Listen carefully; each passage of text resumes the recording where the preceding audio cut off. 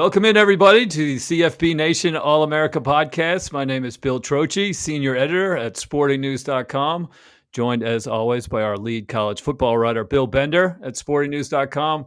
And, Bill, once again, we have another special guest today. We get the guru of irishbreakdown.com, Bryan Driskell. He's a publisher. He's got the Irish Breakdown podcast. He does about 5,000 podcasts a week. He draws in the Notre Dame audience in a very crowded Notre Dame space. He is the top dog with the sources, with the information, and the analysis. Bryan, welcome in. That was quite the introduction. I got a lot to live up to here, so I got to bring my A game today. I'm ready to roll. Of course, you always bring your A game. So, last week we talked some Georgia football. We've talked some Nebraska football in this offseason. Now we're going to talk a little Notre Dame football. It has not been the smoothest offseason in South Bend as Marcus Freeman gets ready for his second season there. Bill and I were talking about this before the show. This is the second year in a row Notre Dame has lost a prominent coach, to an SEC job in a lateral move. Brian Kelly to LSU, head coach, and then it was Tommy Rees, surprisingly, was hired by Alabama. Offensive coordinator to offensive coordinator. Now, when Lincoln Riley left Oklahoma for another head coaching job, the Oklahoma people did not like that.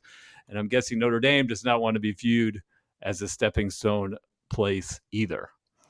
Well, I think the Reese thing hits more on that line than the Kelly thing did. I think Notre Dame was ready to move on from Kelly, right? I mean, I know that Jack Swarbrick was. I think a lot of fans were. They were just kind of like, okay, it's been 12 years. You are who you are. Which is good. Have done good things, 5 straight years of 10-plus wins, but this is who you are. You're not going to win the big games. You're not going to lead them to a championship. So they were ready to move on. And he has a very grating personality, as does Tommy Rees. But I don't think the Tommy Rees thing was in the same vein, because I think there was an expectation that, boy, there's a ton of talent coming back next year. You went out, got Sam Hartman. This is your alma mater. Like, everything is falling into place. And then, boom, off to Alabama, which – I mean, we could sit here and have a debate about those two rosters from an offensive standpoint. It's not really debatable from a defensive standpoint, but I think the debate from an offensive standpoint is one we could have. And then you're leaving for there. So I think there's a lot of people frustrated by that. I think looking at it for Tommy Rees, I think it was a good thing for him. I think he needed to kind of get somewhere. He's still young. He's smart, but he still needs a lot of grooming, and he just wasn't going to get that at Notre Dame under Coach Freeman, who's still just learning to be a head coach, whereas Nick Saban's going to be able to kind of, put some of that old wisdom on him that I think Coach Rees needed. I think he needed to get out of the Notre Dame, universe and just kind of spread his wings a little bit. So I think it'll be good for him, but it doesn't mean that Notre Dame fans necessarily liked it a lot. And then I think the perception, that's the big thing with this offseason, Bill. It's been perception. The perception of how this all goes down. People are losing their minds. Notre Dame had to settle for the number 3 offensive coordinator. Well, so did Alabama, right? But it's the hit after hit after hit from a perception standpoint that has made this an offseason that you just say, boy, this could have probably gone better. There's no doubt. Right. Let's talk about the national perception is Notre Dame wanted to hire Andy Ludwig. Marcus Freeman wanted to hire Andy Ludwig. They would not pay the buyout. He had to settle for Jared Parker, the tight ends coach, who was already on staff. There's a lot of layers to that, but that's the perception. Take us through your version of how it all went down. Well, I'm quite confident that this is how it went down. Obviously, Notre Dame first brought in Colin Klein, and I think that was a guy that Coach Freeman was very attracted to as a young coach and the things he does offensively. The interview did not go great, to be completely honest with you. And I don't think the fit was there in a lot of different ways. So they moved on to Andy Ludwig, who was a guy that I know had a ton of respect from the Notre Dame staff going into the process because he's an experienced guy. And there was a thought that he would also bring Joe Harding, the offensive line coach from Utah, with him. So once Harry retired, it was kind of like killing 2 birds with 1 stone, and that's not getting enough conversation either. So Notre Dame brings him in. There was this huge rumors about how Notre Dame thought the buyout was this, but it was actually that, which is just, to me, incompetence by the people that are in charge, the administration people in charge of getting those figures. They parade him to the hockey game. And of course, you could say, well, they didn't know that everyone was going to, well, yeah, you did. You knew that if you're at the hockey game with the OC candidate, that there's going to be people there. And in the way that some of the Notre Dame paparazzi-ish type of media do things like that. And then all of a sudden it's, hey, you're feeling great. All the sources we talked to, it went great. He loved it here. We love him. They just got to figure out the contracts. Coach Whittingham is at the Super Bowl, so it's going to take a couple days for him to get back, and they're going to do all this. Well, then Monday night comes around, and we start getting word that it's over. It's not going to happen, and it's a buyout issue. You know, I reached out to my sources in Notre Dame, was told that, hey, we've got to move on. We've got to do this, and it's time to move on. And we tried to get the buyout down, couldn't get it down. And then the next day, after all heck broke loose, Notre Dame goes back and says, okay, we're ready to pay the full buyout now. And Andy Ludwig was like, I'm going to stay at Utah. Well, of course he's going to stay at Utah after all of that, right? And so now Notre Dame is saying, well, hey, we offered to pay the buyout, right? I mean, we offered to pay the full buyout. So the buyout wasn't an issue. Yes, it was, because if the buyout wasn't an issue, you wouldn't have been trying to talk him down off the buyout as harshly as you did. You would have talked to him. He'd have said no, and you'd have said, okay, cool, let's make this happen. But instead, they went a different direction, and it just was a big egg on their face. And then Jack Swarbrick has continued to make it worse with his responses to it. You had that petty letter that he wrote on email that he wrote on Friday, which was just condescending and tone deaf.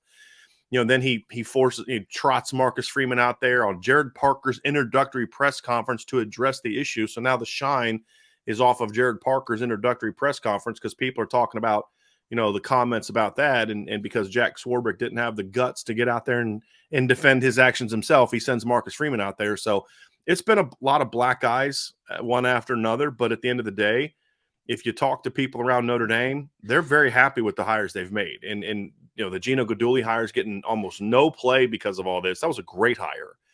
You know, Jared Parker, someone that look, let's be real. Marcus Freeman brought Jared Parker here to eventually be his offensive coordinator.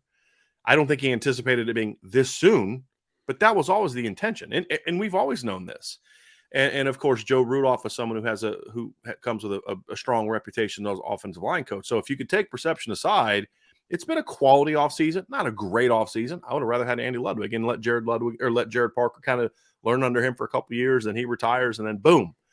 That's not what happened. But the perception of it is just really bad looks because of the way it went down, where you got turned down by two offensive coordinators. You got turned down by Matt Luke on the offensive line. It's just been one black eye after another. And I think that's the lesson that needs to learn is maybe you guys need to be working on your on your leaks coming out of the office, and maybe you guys need to work on your messaging a little bit and understand you can't control the narrative. It's going to get out. If it's not from your side, the other side's going to get it out. You guys need to do a lot better about controlling the narrative than they have. And I think that's something that this athletic department is going to have to learn. Well, so what's your perception? Hi, Bryan. That's Bill. Hey, Bill. Other Bill. How are you? Great. So what about the perception? And you know, I write a lot about the heavyweights, so to speak, the Georgia, Alabama, Ohio State. You and I have talked about them and Notre Dame trying to take that next step in recruiting. I think Michigan's gone through some things that Notre Dame's gone through the last two off seasons where it's like, okay, you had momentum, and then Jim Harbaugh starts flirting with the NFL. What are we doing? So what is your perception, or what is actually the reality of Notre Dame not only competing recruiting with the big three that I call, you know, Alabama, Georgia, Ohio State, and financially? Because, you know, at the end of the day, Ohio State kept Bryan Hartline. Alabama went out and got Tommy Rees. Georgia made a quick hire after their offensive coordinator left. So is the perception that Notre Dame's still getting into that weight class? What would you say? Well, I think that's very accurate to say that the perception is that, right? And well, Notre Dame has the money. Guys, we all know Notre Dame is not hurting for money. If they wanted to raise the $2.8 million, I was told this by two big boosters in Notre Dame. If they would have asked us to pay the full buyout, we could have raised that in like, I said, what, in like an hour? He goes, if that. You know, I mean, that would have been no problem if it meant getting an offensive coordinator that you want. And so the perception is that they're just, the way it was all went down, you didn't know the real buyout numbers. It just looks rinky-dink, right? Like it looks JV in how the process went down from an administrative level. And then, of course, that falls onto the head coach. Well, maybe Marcus Freeman doesn't. Marcus Freeman identified the guy he wanted, got that guy to really like what's going on. And then once it got turned over to the negotiators, that's when all heck broke loose, right? And so, you know, I think there's that perception is there for a reason, Bill, because it was earned this offseason. It was earned with how they went about this process. Now, the key at the end of the day is, I don't care if you got your number 2 guy, number 3 guy, number 5 guy, whatever. Did you get guys that can coach football? And the point that I made is, who else didn't get their first or second offensive coordinator? Alabama, right? USC when they hired Pete Carroll.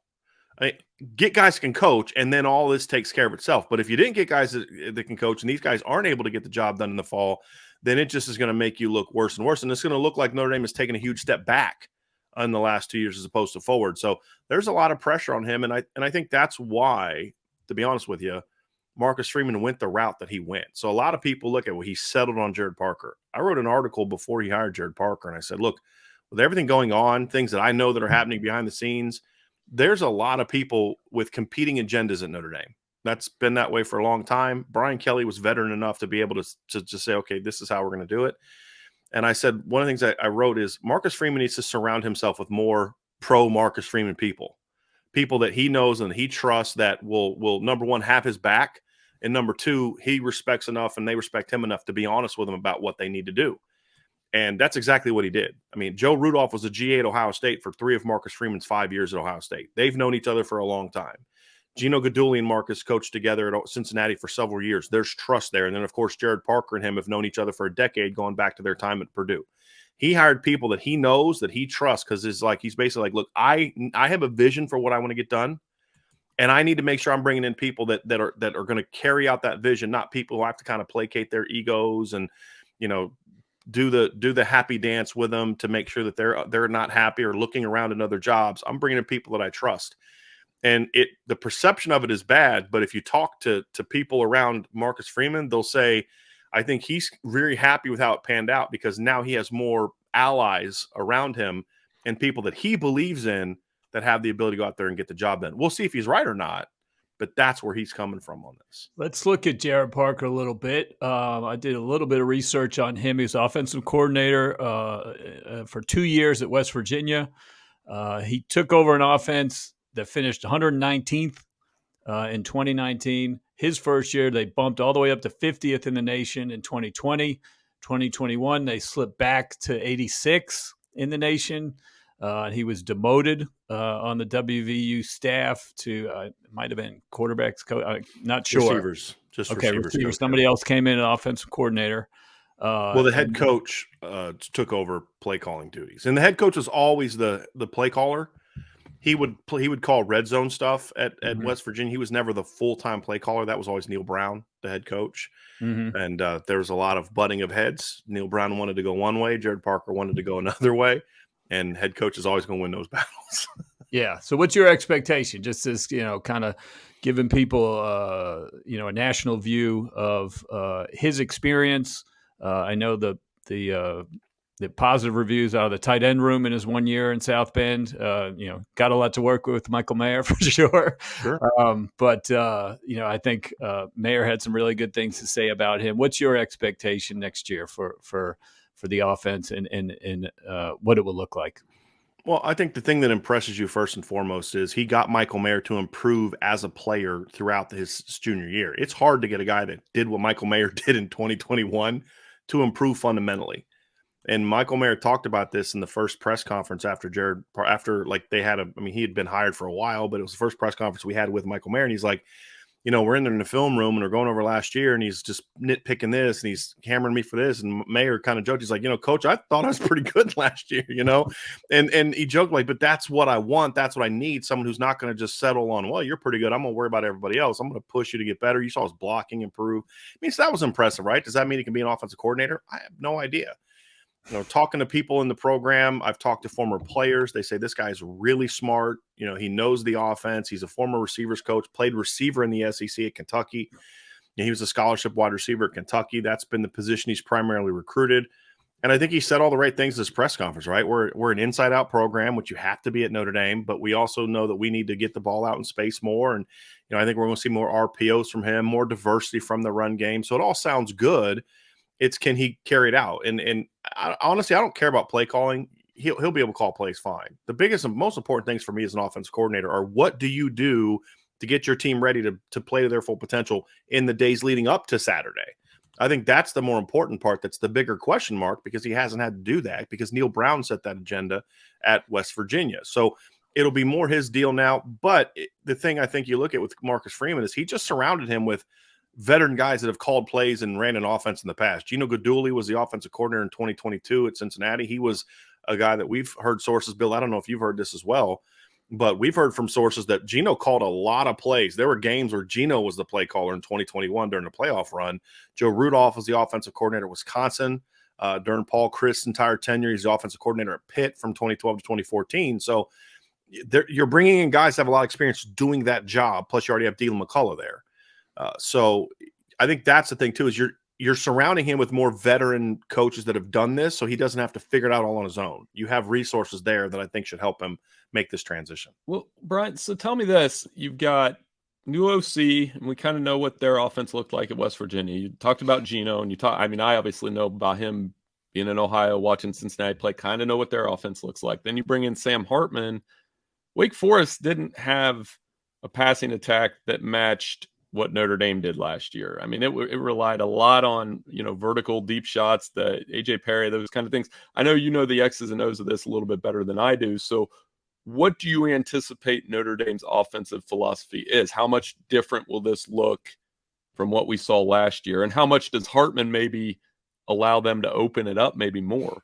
Oh, a ton. I mean, I don't think people appreciate outsiders, especially. This is no disrespect at all, because Bill, you've got to cover a ton of teams. You can't watch every single play of Notre Dame and break down their 11 versus 12 personnel percentages and how often they throw outside the numbers. I get it, but their offense was incredibly limited last year once Tyler Buchner went down. And we saw it in the bowl game, right? Once you brought Tyler Buchner back, that offense looked dramatically different than what it did during the regular season. You're throwing the ball downfield, you're taking shots, you're getting to the perimeter way more.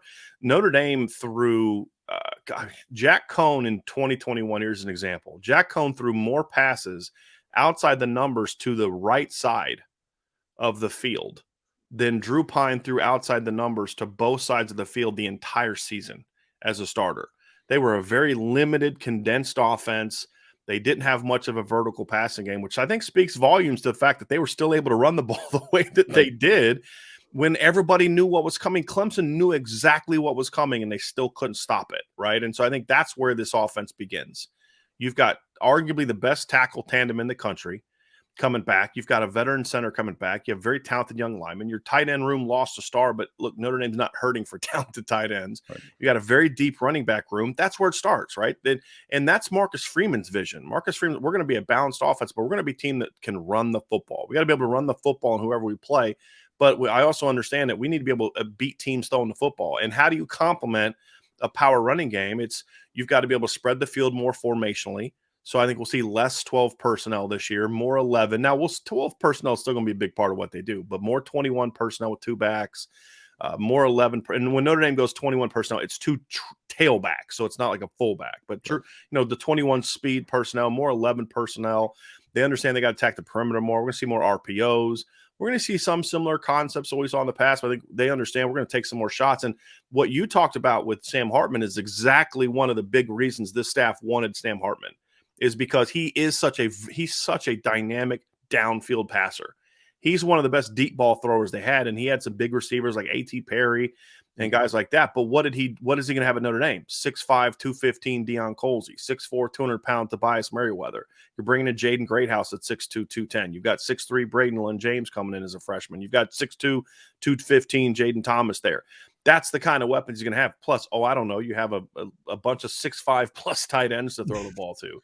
So that's what they wanted, because they know, give me a deep ball thrower like that to complement this run game, and all of a sudden our receivers take off. And we didn't even talk about Lorenzo Styles, who had a disappointing sophomore year, but has shown the potential to be a dynamic 100-plus yard per game receiver. And so the Notre Dame believes they have a lot of talent. They just felt the quarterback position was limiting, and some of the things they did offensively were limiting, and they feel they're going to open those things up a little bit. Are they going to look like, USC? No, they're going to look like Notre Dame, a team that runs the football, but a team that's more balanced and able to attack the ball down the field. Because if you can start taking those teams that are trying to load the box and make them pay for loading the box, it makes it a lot harder to stop this run game. And Drew Pine, I love the kid, but he couldn't do that. Sam Hartman's going to be able to do that. And Tyler Buchner showed in the bowl game when he can protect the football, he can do that. and it made that offense very hard to stop. Yeah, and Buckner has not proven to be very durable so far. He's, a lot bigger. So I can see why, Buckner looked good in the bowl game, and this offense could be successful. But if there was some interest in Sam Hartman, you don't turn that down. No. And, I think both of them are going to be capable of being productive next year. Bill, I know had one more question on the schedule, and then we'll send you on your way, Bryan, to prepare for your next marathon podcast that you put together. I know you and I love to compare because I'm a Big Ten shill, that we love to compare early season schedules. So, Notre Dame's got a pretty favorable look there as they get into the Ohio. So, last year, obviously, I was at the Ohio State game, and I was telling people their season's different last year if they play Notre Dame or Ohio State where they play them this year. Where it's not the first game where, as Lou Holtz used to say, don't let a team beat you twice. It's exactly what happened, in my opinion anyway, especially in the fourth quarter.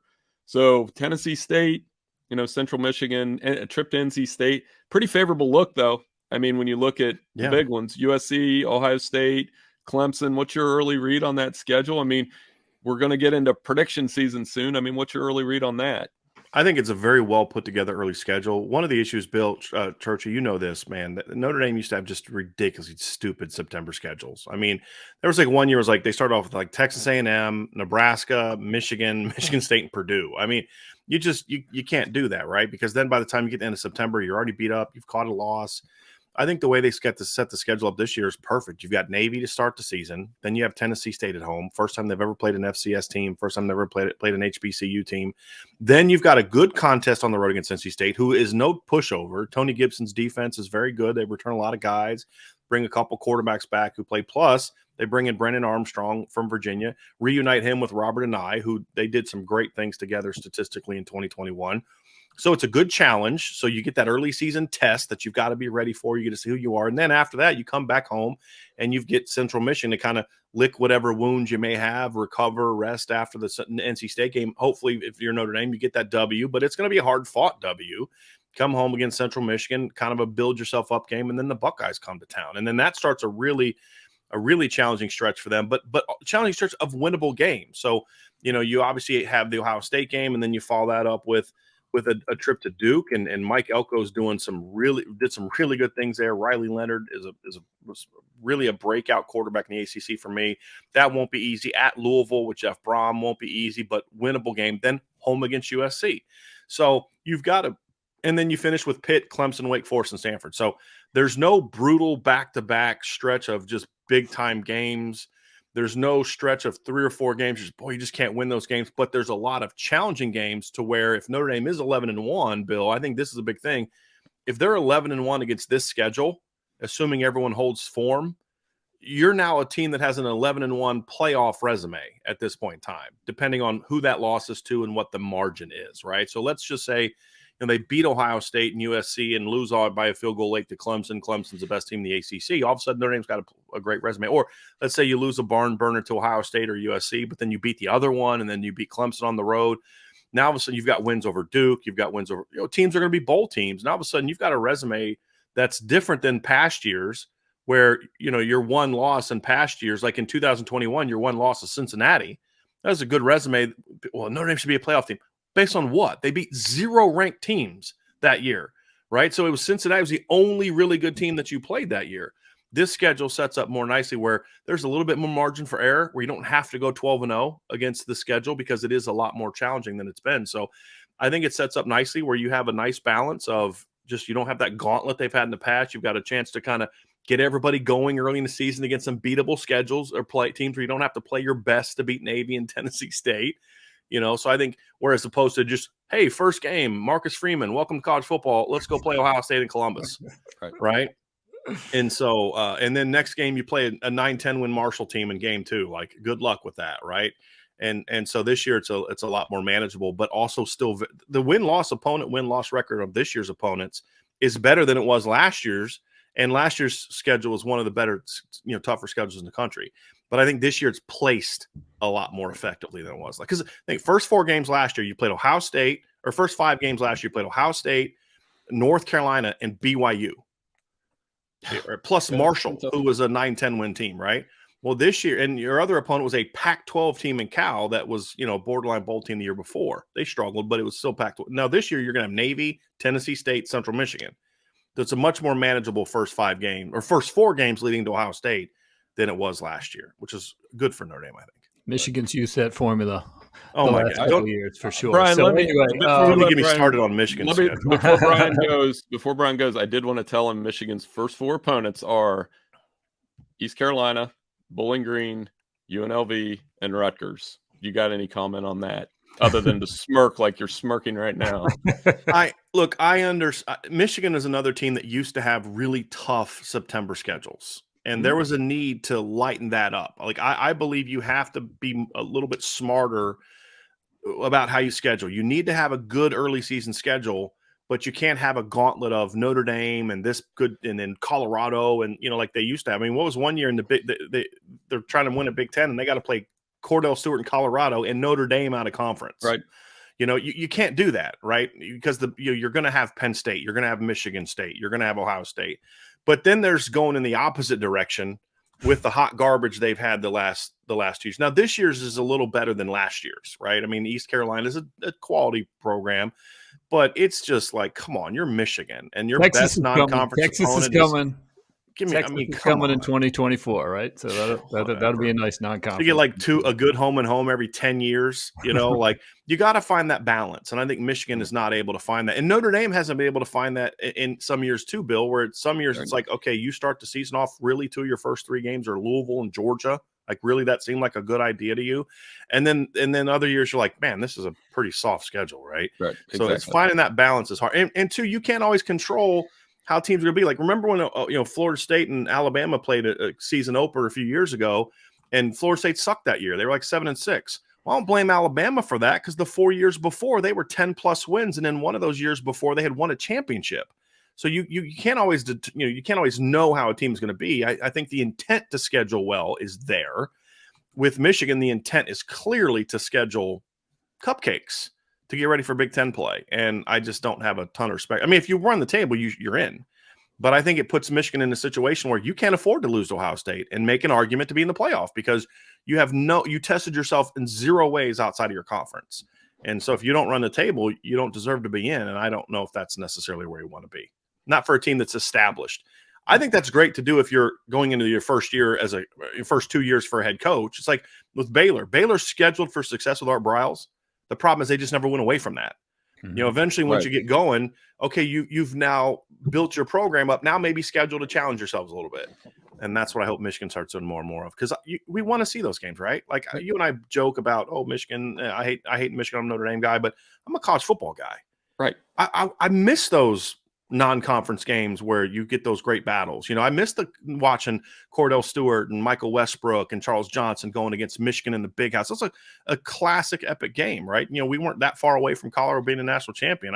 I like those games. I want those games. I want more of those games in college football. And it's a bummer to see a program like Michigan scheduling the way that they've scheduled the last 2 years. I don't think Michigan fans want to see Michael Westbrook or Cordell Stewart or Charles Johnson in the Big House anytime soon, based on the one experience they had with them. I'm pretty sure they'd be good against them now. We're all in our 40s and 50s, but yeah. I think there's a generation of fans that remember that game. But yeah, Brian, that was great, man.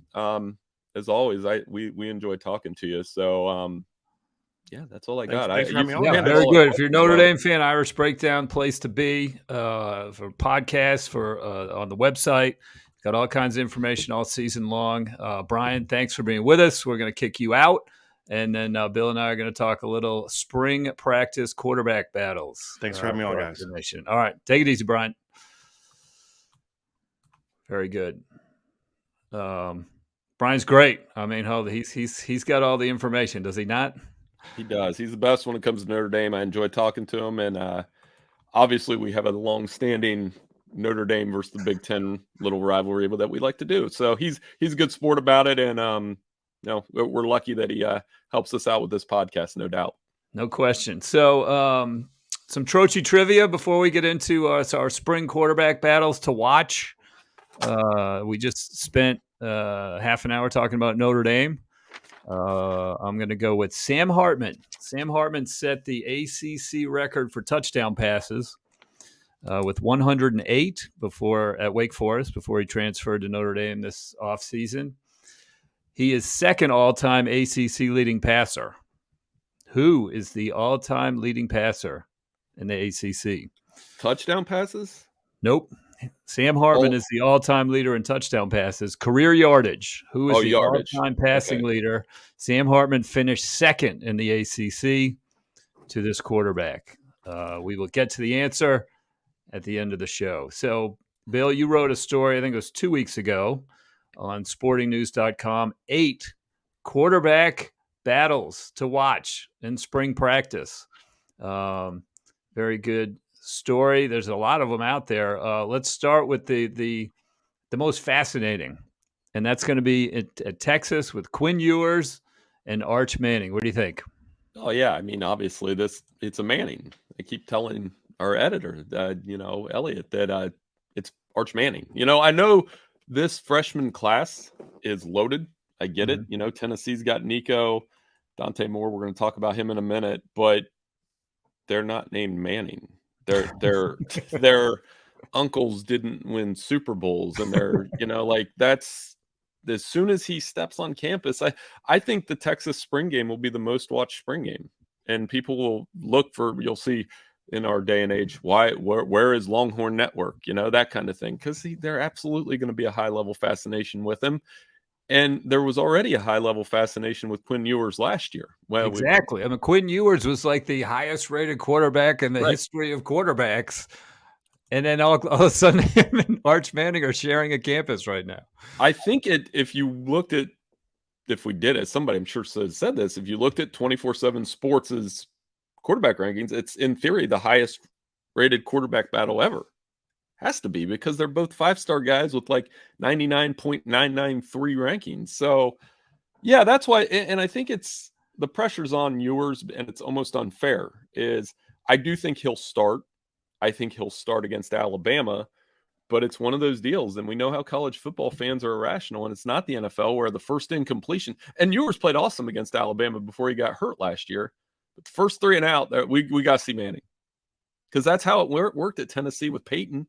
And he came in when there was some injuries, obviously to Todd Helton and Colquitt, but and that was like that with Eli, I'm sure. But now we're in social media age where everybody's tweeting about it. So I do think it's going to be fascinating. It will be interesting to see if Quinn Ewers can hold on to that job for the entire season, how they play Manning, how they mix him in, and what the end result is for Texas, which is still not over the hump with Steve Sarkisian and winning these close games. Well, yeah, and that was like Ewers did just enough to play well, and he wasn't obviously labeled a bust by any stretch, but he had that, he got hurt, he had some durability questions, and like he played again. I'm looking it up right now. The Texas game, the TCU game late in the year, it was a big game. The offense produced 3 points. Right? They lost 17-10. Texas scored a defensive touchdown. They only scored 3 points. So that leads to we can do better than Quinn Ewers thoughts. At first he was awesome against Alabama. It's like, all right, this guy is leading up to the hype. But, he left a little bit of question enough to make this spring just absolutely crazy, right? Because he didn't play as well as he did against Alabama the rest of the year. And so it will be, it's going to be really. The funny thing is, as crazy as this sounds, and I know we're going to talk about these schools in a minute, I think Quinn Ewers would start at Ohio State this year had he stayed. Which is just, this is the world we live in with quarterbacks. That's a very good point. That's funny. So, yeah, that brings me to Alabama, Ohio State, Georgia, the big 3 that you were talking about. The big 3 all lost their starting quarterbacks last year. Which of these teams, which of the big 3, would you say the team is going to be most dependent on their first-time starter? See, I could go in reverse order. So I think Georgia's the least. I think of the 3, they'd be the least, because we talked to Mike Griffith last week, and we had thank you to all our listeners who listened to that. Carson Beck fits in that system. I think with the new offensive coordinator, Mike Griffith made it sound like whoever's in there is going to be okay. I think I'd say number 2 to me is probably Alabama, because yes, they need to be better, but I see which direction they're going to go with Milroe or Holstein or Simpson. And depending on, like, he made it work in 1 week with Milroe to beat Texas A&M. Like, it wasn't pretty. They didn't look great, though. I mean, Texas A&M is not a good team, and they had to go right down the buzzer. So, but in terms of being dependent on the quarterback, the answer to me is Ohio State. Like McCord or Devin Brown, they're running a Porsche, basically. They score 40-plus points. And I think that the reason why is because they've had their last 3 quarterbacks were Dwayne Haskins, who won the job over Joe Burrow, Justin Fields, who the Bears would be crazy to trade him, and then C.J. Stroud, who's the next one going to the NFL. So but I would understand, Bill, if your answer was Alabama here. I totally get it, but I just think with Ohio State and how central that quarterback is to the entire organization, I would say them. Yeah, so I think I agree with you that the quarterback stirs the drink at Ohio State more than at Alabama and Georgia.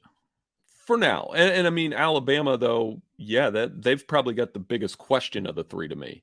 Because to me, it's like Ohio State, if they start McCord and Georgia starts Beck, I'm like, okay, my opinion of them doesn't change. I'm probably going to watch Alabama because some people are writing off Milroe, perhaps unfairly, but I mean, right now he's probably has the lead until we see it in the spring. And what Simpson, especially Ty Simpson. And when you heard all the rumors about Alabama and Drake May, and that tells me that maybe they're not, whether or not those rumors were unfounded about the amount of money that was involved, that they're certainly open to looking.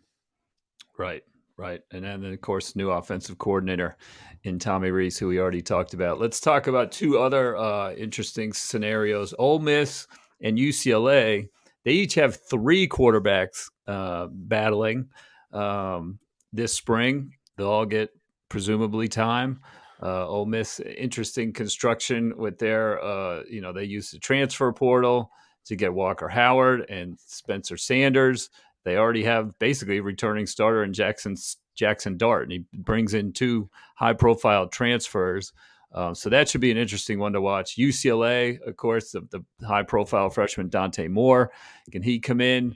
They also have Ethan Garbers, who was Dorian Thompson Robinson's backup last year. Might have the lead in that job. Colin Schlee, transfer, I think from the MAC, right? Yeah, Kent State. Yeah. So there's 3-man battle at 2 schools. You would think the guy who feels like he's third after spring practice is going to hit the May transfer portal. Which one do you think? Do you think that a transfer will come out of either UCLA and Ole Miss? And if so, who's keeping an eye on it? It looks like Auburn and Florida could use a little help in their quarterback rooms. I think, well, if Spencer Sanders is allowed to transfer twice in the same, and I think he is. Yeah, he's a graduate, so yeah, he can do whatever. So it's the loser of Jackson Dart and Sanders. Even if Walker Howard doesn't win the job, I think he's going to stay. Okay. Because I think they can wait 1 more year with him, and then he can go and have the job. So the loser there could end up somewhere. And then I think Garbers is an interesting one because of those 5-star freshmen I mentioned, Dante Moore, with his skill set and what he does and what he could do with Chip Kelly, would be the most likely of those 5-star freshmen to play right away, because we know Malachi is probably not going to start unless there's an injury. We talked about Nico at Tennessee. I think he could maybe press Joe Milton, but maybe not yet. And we talked about Arch. So I think Dante Moore's the most likely 5-star freshman to start, meaning Garbers might take a look elsewhere. And if Auburn or Florida and it doesn't go well in the spring, that's where those guys may end up. Any other QB battles you want to touch on before I no, there's so many. The trivia question? No, I mean, I think, there'll be more that pop up. Wisconsin was interesting to me because he brought in a bunch of transfers. And one of the things, whether it's Mordecai or Evers or whoever that takes over for Luke Fickell, I'm looking for a leap in their quarterback production. So that's one that's probably a little off the radar in terms of interesting. But because it's Luke Fickell's first year, and then Matt Rule at Nebraska, with Casey Thompson and Sims. We talked to Sip a couple weeks ago about Nebraska, and I think that quarterback battle is worth watching. Those are the two Big Ten West programs. I'm wondering how big the leap will be. So I'm definitely into those quarterback battles as well. And there'll be more. Yeah, that Jeffrey Sims from Georgia Tech trying to win the job at Nebraska. That's definitely one to watch. It should be interesting. Okay, trivia time. Trivia answer. The Sam Hartman has finished second in his career in the ACC in total career passing yards. Who is the ACC's career leader? Who is the player that he did not pass during his time at Wake Forest? I think it's Taj Boyd. That's my answer. Taj Boyd from Clemson was the former touchdown pass record holder that Sam Hartman passed, but he did not have the yardage record. Can I have like a hint with the school? It's probably a Florida State guy. I don't, that's a tough one because you got to have a 4-year player. It's not a Florida State guy. Went on to have a brilliant NFL career. Oh, Phillip Rivers. Phillip Rivers is the correct answer. That's a better answer. Well done. Yeah. So that he was around NC State for a while, and he's probably up there on the touchdown record. I knew Taj Boyd was one of them because I remember in our podcast last fall, I think you mentioned the touchdowns one, and Taj Boyd was part of your spiel there. So I do listen to you, Bill, believe it or not. Very good. Yeah, so very good. We got a lot of people listening to us now, apparently. Our numbers are up. It's great. We appreciate it, especially through the off season here. We are growing here at the All America Podcast, and we thank everybody for listening. We will be back next week, we think, with another special guest focusing on one of the teams we talked about today. We'll hammer that in. We will try to record on Tuesday. Bill, you're getting swamped with a little March Madness, a little NFL Combine right now, but you are also working on some college football stories for us at sportingnews.com. I think you got a good start on an interesting one about what coaches think of these clock proposals, and I think that will be very interesting to get some different perspectives on what would be a different way to shorten the game. Mm-hmm. We're seeing in Major League Baseball right now is off to what I think is a terrific start with this pitch clock and shortening the games and just killing dead time. And I don't know, college football, I think, is on the right track in terms of also trying to shorten the games. Right. Yeah, and then we're going to talk to a couple coaches about that. We've lined up a couple interviews, and we'll see. I mean, like I said last week, I'm in favor of them shortening the game from a 3.5. I think it should be around 3 hours, and we'll see if they get there. Got some interesting answers so far. Good. Very good. So, all right. Well, thanks again, everybody, for listening to the CFB All-America Podcast. We will see you again next week when we record Tuesday. We'll probably publish it on Wednesday. But that's all for now. We will see you next week at the CFB Nation All-America Podcast.